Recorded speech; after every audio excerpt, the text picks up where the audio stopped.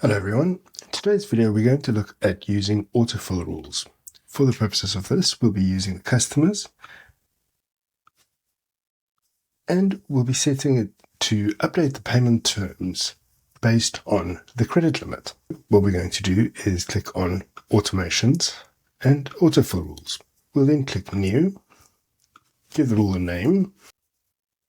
We'll say after updating the credit limit, if the value of the credit limit is greater than or equal to 100,000, set the payment terms to 2 payments. We'll then select it for all users and save. We can then go and search for a customer to update.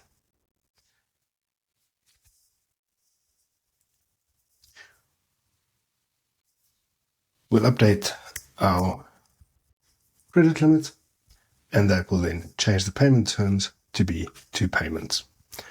Thank you.